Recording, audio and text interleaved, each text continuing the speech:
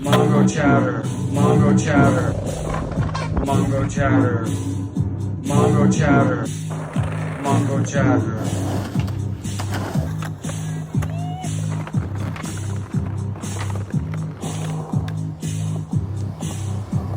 Mongo chatter, Mongo chatter, Mongo chatter, Mongo chatter, Mongo chatter.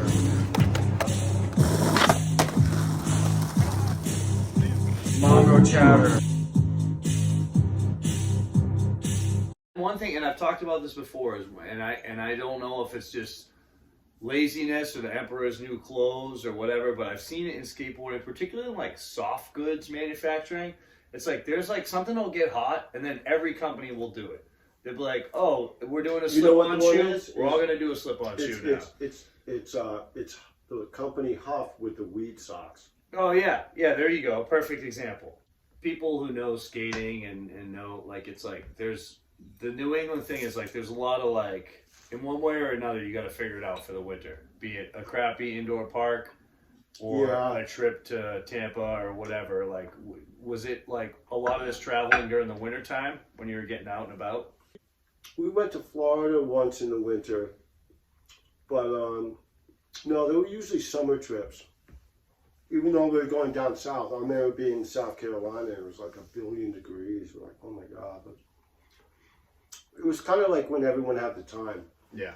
It was me, Jeff, and Frank. Frank Landon, Jeff Shank, and me. We would plan these trips. And then one trip we took to Florida, Tom Putnam came, Twister. He built a lot of ramps out west. He built Skaters Island, whatever. He lives in San Diego now. But he came with us once when we went out to Wisconsin and saw Andy Mack. That was just the three of us. Another time, I had a minivan, and Sebastian Nichols, Fred Smith, and the three of us went down. That was the trip where we went to Atlanta. And the nice thing about traveling with Freddie was he knew everybody. So like he had the hookup everywhere we went. He like knew people to stay with. He knew people to score weed off of. I mean, just all the things. He just smoothed things out real nice for us. And it was great to travel with Freddie too, because he was a legend. So it's like to see him go and ride other places aside from our home spots was pretty cool too. Was he was Rhode Island? Yeah. So, because it sounds like that was like a super hotbed in Rhode Island. Surf culture, I guess. Well, for some reason, like we took a lot of trips to Rhode Island in the backyard ramp days. They always seemed to have a big ramp going on down there. There was one down even South County, further down in Newport, and then Sid had the ramp on the beach forever at the surf shop. So at that time he had his own thing, and then he opened Skater Island in '98 or something. There's another reason to go down there. So, I mean, plus there was the skate hut was in Providence. You know what I'm talking about? No, I don't. So Fred Smith and Rob Murphy, they opened a place that was before Skater Island. It was I'm gonna think in the early '90s. That sounds about right. And indoors too, like so the skate hut and Skater Island were both indoor ramp parks. Rhode Island always had like a hotbed of terrain, especially in those backyard ramp days. They always had something going on. Can you like even relate to like say can you relate to like a mini ramp skater or like a ledge skater? Like as like, because it's like I came up in a time where I guess it was like the vert skating was like the rock star shit. You know, late 80s, it was like that was the echelon of like performance of like what you could do on a skateboard. Like you're flying through the air, you're padded up, it's like everyone's taking your picture. It was like, and you know, I've seen footage and I've seen you in person, and it's like the ability to do an invert. Do you just ever just look at someone skating a ledge and just being like, I don't get this? Well, no, I think the whole street skating thing and that whole progression. I mean, the best part is it's where skaters wanted it to go, and it's like and it's accessibility. It's that we could go out right now and find a place to ride without having to go to fucking Rhode Island and ride a big half pipe. Right. But it's also, it was a different time. There wasn't really street skating. Like you rode your board down to the liquor store or whatever, but there wasn't like so like even back in the 70s, like we rode medals, we rode turtles, we rode a bunch of what people would consider like bank street spots, but it wasn't like it was its own entity. And then then all this accessibility of the original parks disappeared. Kids took it to the streets, and they just learned to adapt. So it's a phenomenal. What were your thoughts like in say like 89 or 91? You're at Maximus skating vert, and then meanwhile there's like some like tech progression going on like below. You know what I mean? Literally below you, like you're on the ramp skating, and there's all this other shit going on in the park. Yeah, we just ignored it all. I mean, pretty much because I mean I knew all those dudes. I knew Jamal. I knew Steve Nardone, Don Barley, Charlie Wilkins. All those dudes rode with us too, even though they were street dudes. They still, Rob Jamgami always bitched about having to wear a helmet. You know, like they had the ability to take it anywhere they wanted to. And like I was just riding with my friends at that point. I knew shit was going on over there, but it's not where my focus was. You know what I mean? I just, like you said, I just wanted to fly in the air. That's what I really like doing. Yeah. You know, like Jeff did every lip trick imaginable, whereas all I wanted to do was fly in the air.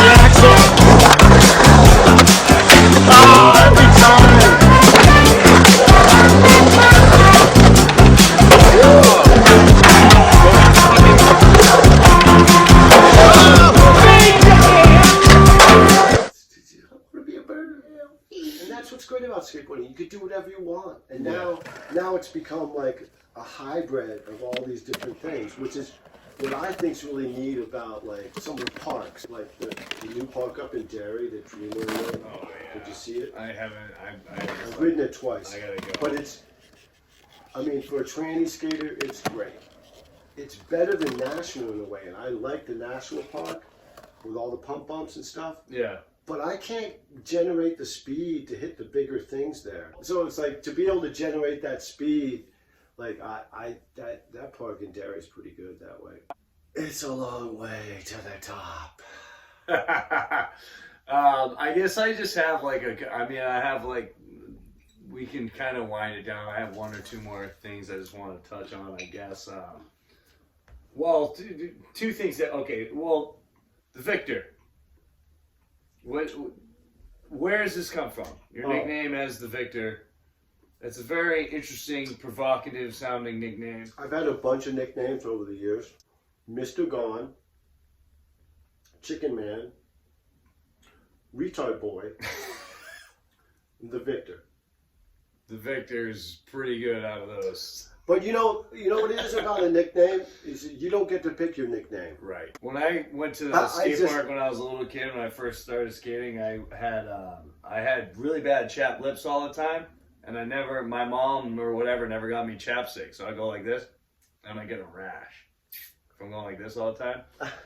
And all the older kids, Steve Knight and all these kids that skated, they were like bully / skaters, you know. They were like Nelson Muntz type figures, you know, but they all call me Shit Lips, and that was my name, you know. It was like, that was how I came into it, you know. So the Victor thing came around from me winning some contests. So, and it was also And Jake also made fun of me. Jake and Larry, they made fun of me. They're like Victor Moan, the has-been. So there was like two sides to it. It was like Victor Moan was this, I think he was an actor, but he like came and went quickly or something. So it was the has-been, but it was also did I win some contests. So that's where the Victor came from. I mean, you know, it's a lot better than some of those nicknames. Like the Wrecker, like Frank Lannon is the Wrecker. Because we were skating at Fred Smith's house. He lived in Dighton, Mass, which is down by the Rhode Island border. Frank shot his board out and focused Freddie's mom's windshield. And Freddie's mom came out and like shut the session down right then. And that's when he got the nickname, the Wrecker. And Jeff's nickname for the longest time was Guar Robinson. Do you remember? So you know the band Guar, right? Mm-hmm. But do you know who Dar Robinson is? Mm-mm. He's a famous stuntman, Dar Robinson. So so Jeff's name for a long time was Guar Robinson. So it was like a mixture of those two things. But then he became the alien because he's just so fucking weird. He's just got like a whole different way of looking at things and riding and everything. So yeah, he became the alien. So yeah, that's still his nickname now. What about heckling? Because he's trying to stay cool. He's in the shade, he's shading out, bro. And then if he pees right there, it's like instant drainage. It's emotionally free over there by Ken. It's always my turn, I just let you go. Get out of the way.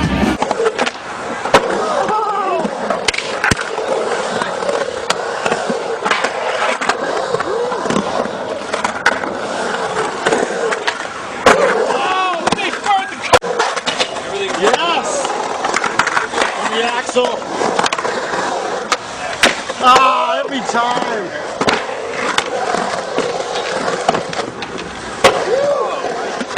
Go for the fucking. Oh, major air!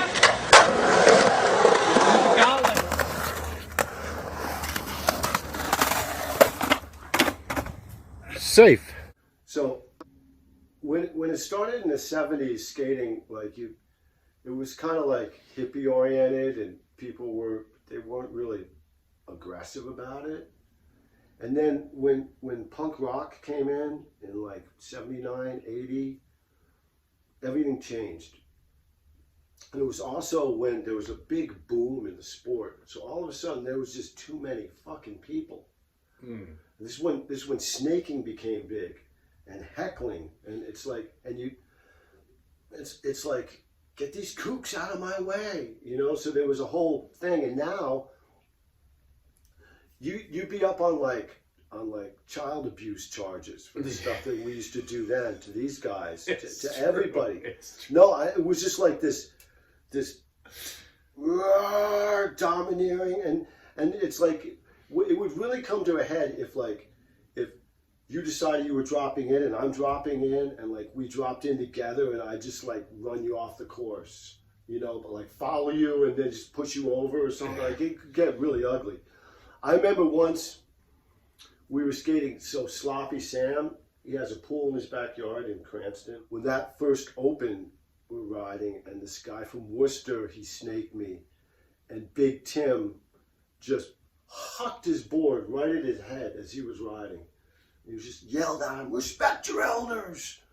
And the dude just like creeped out and went over in the corner and just stopped riding entirely. Like he just like bad touched him for the day.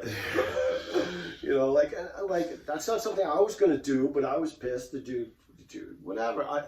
You know, the thing is, it's like, that's why I only ride now with a few of my friends when there's no one around. Because, dude, it's always my fucking turn. I just let you go. Get out of the way. I'm way too slow. Don't run into me. I'm way too brittle. It's like breaking eggs on a skittle. I don't need to do that anymore. Why do I need to like have to wait for you to go, dude? Fucking bend over, kiss the ring. Yeah. Some people don't know, and that's cool. Like I was listening to Clyde Singleton's podcast, and he had Chet Childress on. and I heard Chet Childress sum it up beautifully. I'm gonna paraphrase, but he was just like, dude, we spend our lives like being like at the fucking like everyone's like looking down the barrel of a gun at you, like whatever it is, teachers, cops, girlfriends, society. It's like we had to fight for this shit and suffer for it, and literally some of us have like we've actually built it, and we've gone to the meetings and put in the time to have this thing. So it's like it's ours. When I'm here, dude, it's my toy, and I'm gonna do with it like I'm gonna do with it, because I've been doing this shit for 40 years. And so if you want to bring your little toddler with the toy 8 a.m. like mom, you know, read the book while the kid just sits in the middle, that's fine. But you got to understand that people have, this is like it's already been preloaded. Like the tension's already there, and like it's just a release at this point. You know what I mean? So don't come in here and try to like get in on the energy when it's the momentum. And it's not, I don't want to be a gatekeeper or exclusive or a dickhead, but it's like you got to let the people that have given their lives to this, you got to let them have their boost. You know, parents are never going to understand that point of view, right? Because they just see little Johnny get run over in the street area. They don't want to hear about that. They're worried about little Johnny. Yeah, and no one. It's tough because no one that doesn't skate would ever understand that passion, where that's coming, that feeling of like protection and why this is our thing. You know, like you know the way I feel about it too is, you know how like if you're in high school and like you caught the pass and won like the state championship. I don't know. But... Well, no, I'm just saying, but there's a lot of people who that is the pinnacle of their sports moment. Yeah. Whatever it is, could be college, could be the pro, doesn't whatever. Yeah. But like, you know, like when they're sitting around the bar with their friends, like they're still reliving that moment. Yeah. Like this was it for me. You know what I mean? Well, I mean, I've had 40 years of that. Sure. You want to sit there in life's comfortable bubble? Or join me in life's rubble? I choose the ball, I choose the ball. It's always been my call. Pick the day, find the line. Sit and fall, anytime. Anytime. I choose the ball, I choose the ball. I put on my pillows, go off to war. On a wooden plank, I try to soar. I try to soar.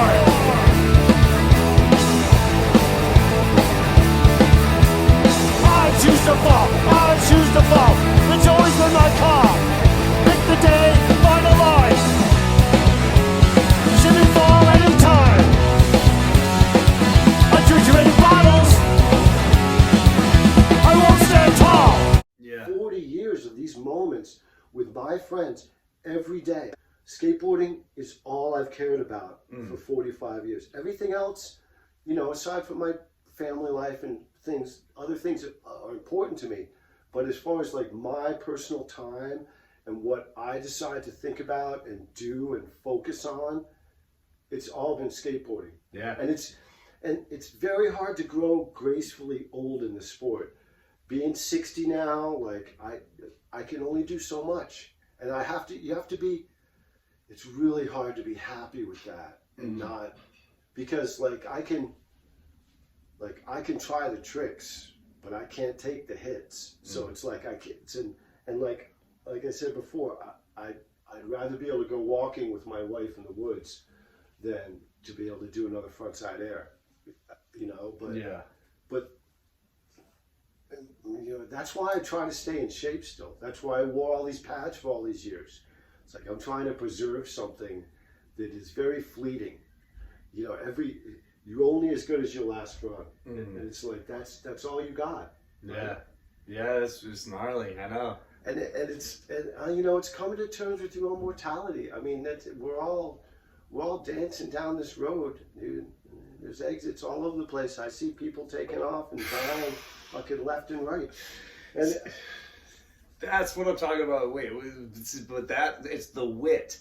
When I talk about the heckling, that's like what's missing from. Okay, it's like what you said. It could be like child. I'm not trying to interrupt your moment. You're having a moment. not at all. It's all But good. what you're saying, like it could be like child abuse to get that real. But the thing that I love about the heckling is the wit behind it and sizing it up so quick and just having the wit. And it's like, you know, people want that moment, but they want to like kind of like relive it later, or like post about it later. But to be in the moment and just say like I've heard you, like I've heard, if I describe Kevin Dave's heckling to someone, I'll be like, I remember I was skating one time, I forget where we were, someone almost did something that was a bill, and you're like, yep, full story at 11. Yeah. And I was just like, Follow up at 6. you know, Film tomorrow. skating kind of needs that a little bit, Yeah. like not the aggression, but the like the creativity and the playfulness behind it, to where like it's like, hey, lighten up, man. This is a party. My latest You know? heckling technique is so like you try a trick and you jump off, and I'm like, window shopping. He's waiting for a sale. He's not ready to buy yet, but he's checking out the merchandise. And see, and it's supposed to inspire, but it's supposed to also make you aware of how close you might be to it, or how, dude. Yeah, just fucking cash in your chips. You ain't fucking playing this hand. I remember being like, you know. I remember doing something in the kiddie bowl one time, and like you saw it, and you're like, good, now do it in the big bowl. It was just like, it was taunting, but it was inspiring. But it was like, I came from the era where, if you know the thing to do, the kid, like you stand on the thing. It's like, yeah, I never dropped in. Someone would come up behind you and push you if you stood there too long. Like, fuck, I'm not naming names. Yeah. But someone would come and push you. Like, if you're standing on the coping with your tail and you're like a little kid trying to deliberate, people would just a lot of times that they would back off though and encourage you to do it, especially if they knew it was your first time. Oh, for sure. But that's not in the middle of some crazy session though. That ain't happening in the middle of the session. That's a heckling. This would just be like, dude, you're taking up too much time. This is not like, it's like you said, it's a session going on. Yeah. So if you want to do it, you know. Remember, mini ramp champ, they're a dime a dozen. Everyone rides on virtually a cousin. Surfers, convicts, stoners, freaks, they're all here to play for keeps. Hippies, jocks, drunks, cops, they're all here to do their fakey rocks. No handles, brakes, or fruity booty skates. I mean, that's why when you were asking about ledge skating before and all that stuff, like street skating went this way, and then vert skating went that way into the fucking mega universe, and like, hey, there's room for all of us to play. I totally get it, and yeah, I'm really glad that I had my moment here, not over there, and not over there. Because street skating was even at the time when it was hitting, it was for the young guys who could really figure, because skateboarding changed. You weren't riding on a board anymore. You were manipulating and juggling with your feet. It's a totally different world. That direction. Yep.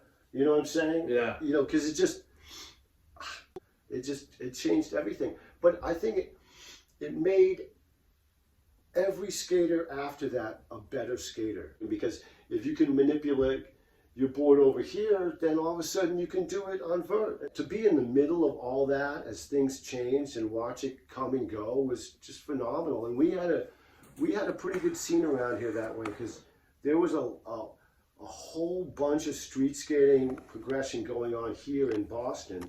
At the same time, we had Maximus, so we'd run into those guys there too. A lot of these really good street skaters were also like ATVs. They could ride anything. It started to expand. It wasn't just a ledge or the curves. They still had that incredible board control that came from earlier on. I'm just an observer. I'm not going to contests. I don't need to be in on the session. I always try and make it to the 5-9 party down at Cattleboro. Mm-hmm.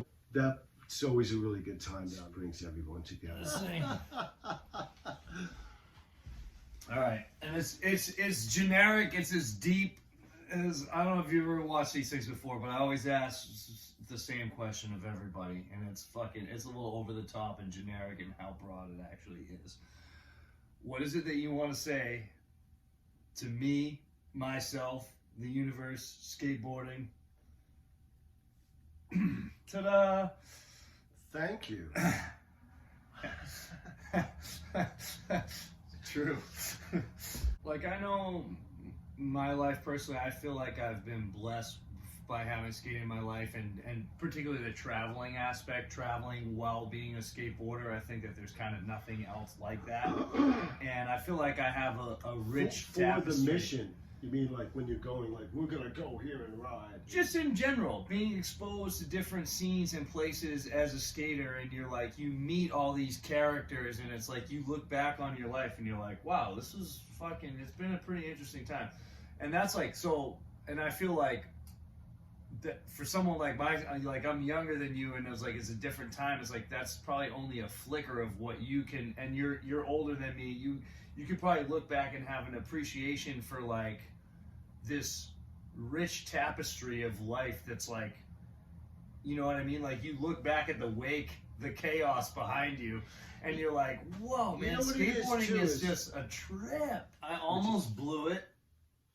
And it's this, okay, wait, maybe you understand, maybe you don't, maybe you'll downplay it, maybe you'll say, maybe you'll keep it real, but it's like, for me, whatever I'm doing, MONGOCHATTER, this is a lot of pressure. I'm sitting here with Kevin Day.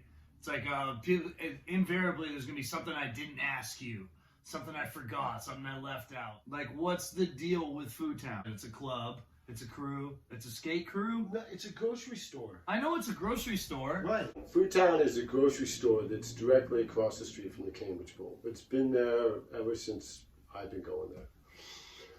And so when the whole Dogtown thing started, in the 70s, we were already riding the pool, and Food Town was there, so we were like, well, if they're Dogtown, then we'll be Food Town. It started as a joke, and then it was just like, it was our little club. Food Town was always me, Jeff, and Frank. Dude, I was pretty stoked and honored to bump into Jeff. I went to Wellfleet and was just skating there by myself randomly, and he nice. just happened to show up. He and lives right there. Yeah. Yeah, it was cool. I got to skate with him. Was this It cool. recently? It was kind of recently. It was like last summer or something. Right. Summer or two ago. Like, he's superior German engineering. Like, you got to understand, like, that guy is like he can take the hit. It's like there's a certain point where you really, like, is it worth it to try to do an air like 30 times and get fucking bodied? But dude, it is worth it, because To a certain point, I agree, but I had knee surgery in 2007. Came back better, yeah, gnarlier, more confident. It meant more to me. I broke my back in 2015. Prayed to God. Was like, dude, give me 6 more months, God, please. yeah.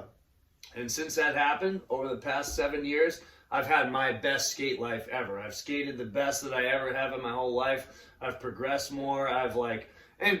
But you haven't It's hit gone. that. You haven't hit that wall yet. Well, my knee's toast now. I don't have anything to show for it. Like, so my best, the pinnacle of my skate life compared to like someone like you with your inverts and frontside air in Boston, it's dust. Who gives a fuck? But for me, my time on planet Earth, I feel like my best skating was in my late 30s. Yeah. No, Just- that was probably true for me too. Because of appreciation of what I had and the finiteness of it, and I'm like, well, if this is now, like, I want to throw it at the wall and see what sticks. Yeah. You know? It's like I'm saying, it's hard to grow gracefully old in skateboarding. And so I'm trying to find an avenue where I can still enjoy this with my friends and still push myself a little bit without getting fucking wrecked. Thing about arthritis, everybody out there, thing about arthritis is it wants to keep you here on the couch. But what you need to do is fight through it. Get out there and keep moving. That's true. That might not be skateboarding for me. A lot of times it's riding the bike indoors here while watching old reruns of Kojak. Okay. I'm really into Kojak. There's only been 4 seasons, I think, and I think I've seen them all again now. But you know, it's stupid. I'm trying to stay active so that I could still do those things like walk into the woods on a hike or going skateboarding. And still be able to enjoy it on some level. It's not what I want to do skateboarding. Yeah, I want to go and do mute airs. That's all I want to do. But like, I know that that's the 20 times to make one isn't going to be worth it. Not now at my age. I understand where you are in your life. But so. I'm starting to open that door. Like, is it worth it? Like, and like, again, I'm not saying I'm the greatest You're of all also time. more of a street skater though too. So there's different expectations about what you can do. Please don't say I'm a street skater, because if I'm a street skater, I suck. Well, I'm just saying, you came up in an era where it was different. Like, Yeah. I only did one thing. Like, Okay. I don't, yes, I ride banks and I rode things, places that would be considered street spots. Like, could you ever see yourself getting into doing slappies? Like, take the slappy route? No, I just kind of like beer can slappy, like parking lot, like not really. I little just Iron Maiden in the background, like. no, but like I would pull out the lawn chair and sit there and heckle you. Yeah. That's what old guys are supposed to do, right?